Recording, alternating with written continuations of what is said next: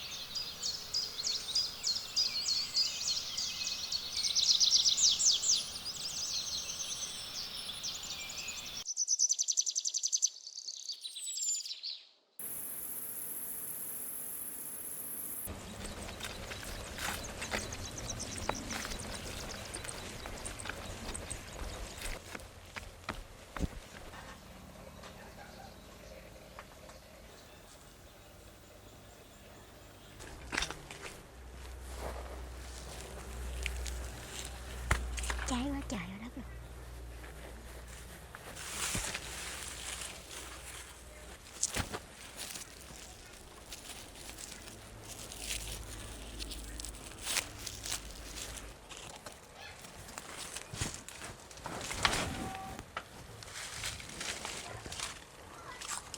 Ngọt ngay rồi trời.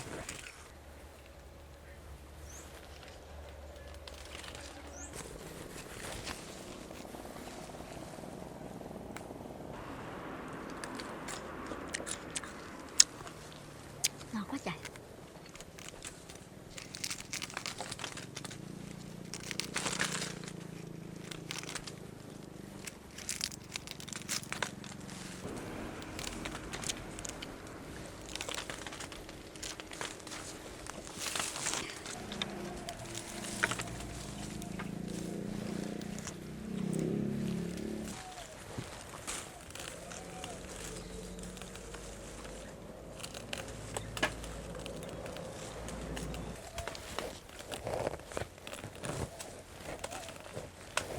Quá trời ơi đất cháy.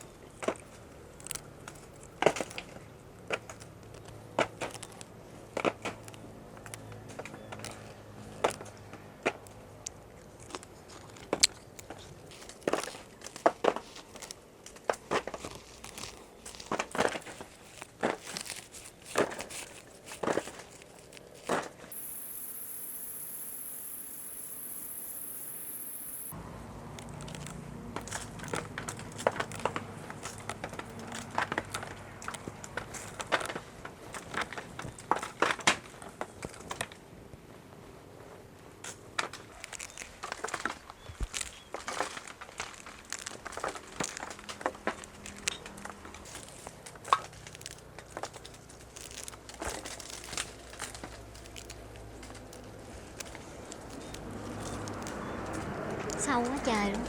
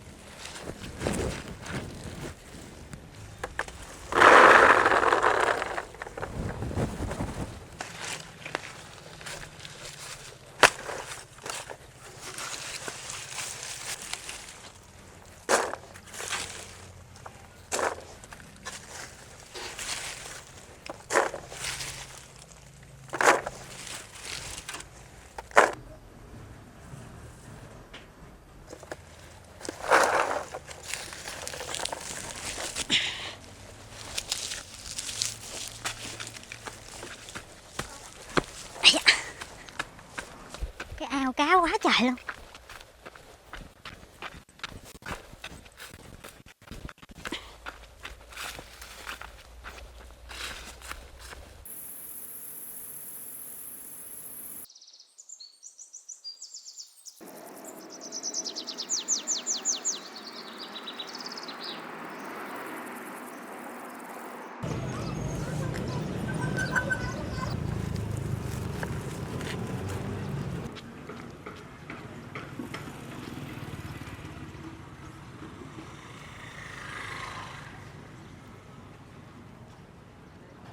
Nay mở rộng địa bàn ở đây luôn ha anh? Không còn có giáp để cháu nó tổ. Vậy hả?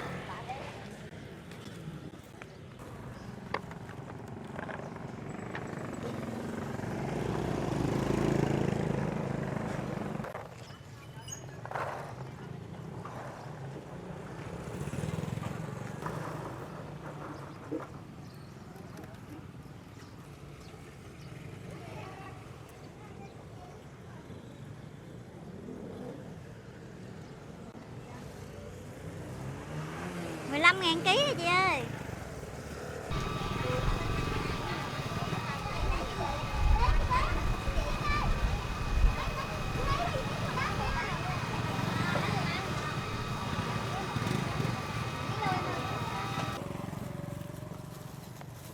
Ôi tôi ngồi kia đằng kia tôi tưởng là bán táo. Vậy hả? Chuột.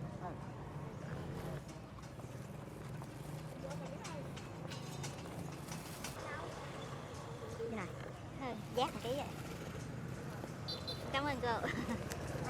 Ủa? 15 quên. Tính lấy 10.000 lỗ lỗ vốn luôn. Cảm ơn cô.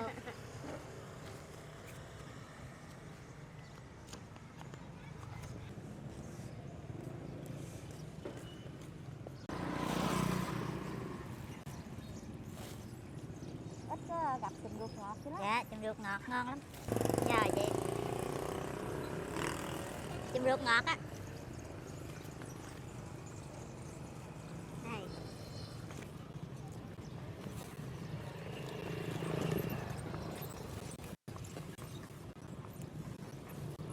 chị đằng chỗ làm tóc á. Ngon hả? Ngon lắm, ngọt ngai à. Nghe hả?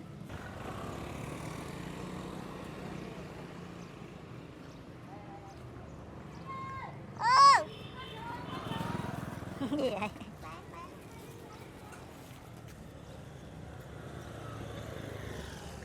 Rồi, cảm ơn nha.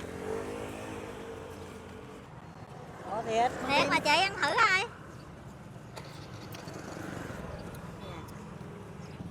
Tủ lạnh nó đi rồi anh. Ngọt bà cố ơi. Quay rồi đi. Này có lựa con nào ngon cô lấy. Cô lựa đi. Hốt đại đi rửa đi trời ơi. Chùm ruột mà lựa chắc chứ.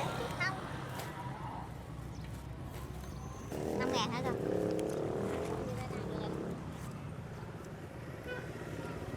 Dạ, cảm ơn nha. Rồi, ký giác luôn anh ơi. Rồi, cảm ơn.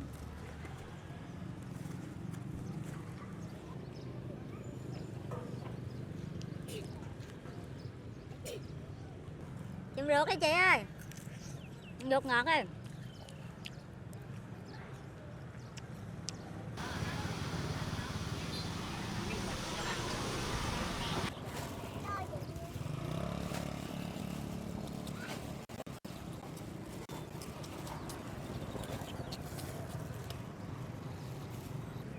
Cảm ơn. 15.000 ký thôi chị ơi, chùm ruột ngọt. Ký ha. Ngon, lâu lâu mới được gặp á. Dạ. Nhỏ nó ăn mình chứ ăn cỏ đâu. Nãy mấy cô kia cũng mua về cho cháu nội ăn. Này nhìn cho mấy trái lớn nó được chút Dạ. nhỏ thì chát nha. Dạ. Nó hơi chát nhưng mà nó cũng không có chua như kia. 7.000 bạc đấy. Chùm ruột ngọt hả chị? Còn túi nhiều là hết nhiều Rồi, không? đi ăn hết nhiều. Dạ, cảm ơn.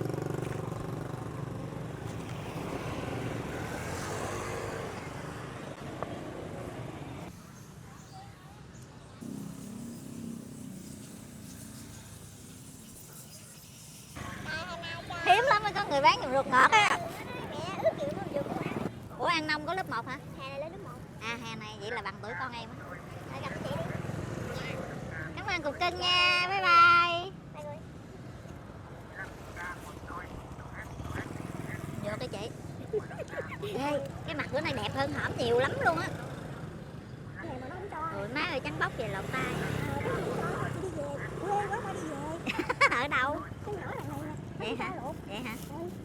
Đẹp rồi lột chi? Anh thấy đẹp ghê luôn á. Ủa nó này đẹp hả? Đẹp thiệt. Sao? Đẹp quá trời đẹp luôn á. Trời ơi. Nè. Có gì cho bánh không? Sao cho kẹo xăm á. Cho keo xăm hả? Ô mèn ơi đã quá vậy. Ở đâu à? Hàn Quốc gửi về hả? Ừ, có nhỏ em á, nó tặng nó ăn Tết á. Vậy hả? Cảm ơn nha. Chị mới kêu. Chùm ruột ngọt đi em ơi. Chùm ruột ngọt đi chị. Ủa, con mình người ta nói á. Ui có con gấu mọc trên đầu kìa. Đẹp quá ta. Trên trước một con với sau một con nữa. Ủa, cái ông người là cái mạp. Trời ơi cái cây nó sai trái quá trời sai luôn á. Bữa nay em là gì? Cái xong nước ngập á cái nó chết giờ còn đúng một cây à. À, ra ủa rồi. Uổng ghê luôn chùm ruột ngọt giống vậy nè. Ngon lắm. Bên cái thùng của anh chị gieo. Gieo sẵn ra cái thùng có gì? À biết rồi. Đây cái thùng một cây ha. 4.000.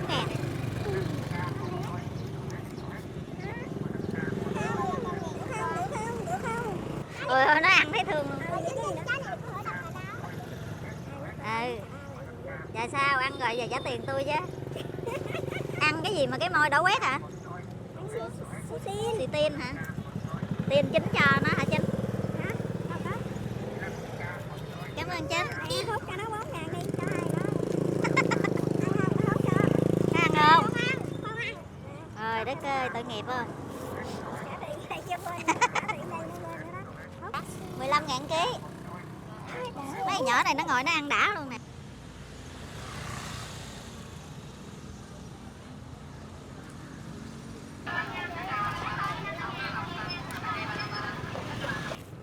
Nó một chùm nó đặt sai xúc xẻng luôn á, mình đâu có lựa nổi đâu.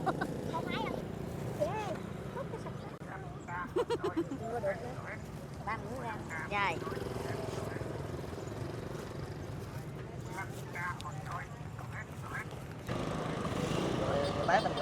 quay phim là Đi ngang nó trời đất ơi ăn thấy ngon quá vậy.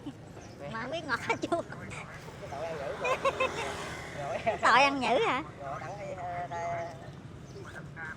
Anh vô ngọt nè em ơi. Anh về anh lấy muối anh chấm muối á ngon lắm. Đúng rồi, về đâm ra cộng muối miếng đường nữa. Dạ. Cái đầu á cá nướng hay là được Thêm ấy nữa anh chấm ăn chung rồi. thêm ớt nữa ha. Vừa ăn vừa hít hà.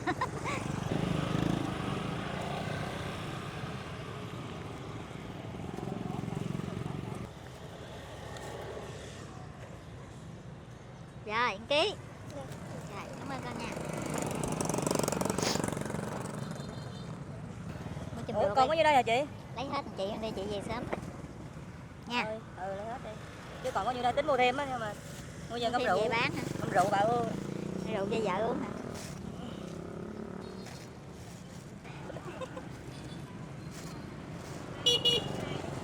Lấy cái nhỏ này nó khó lấy vậy đó.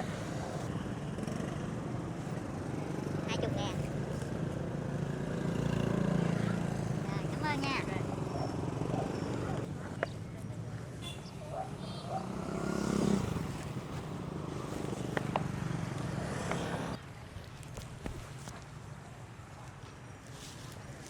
Về nha nhóc.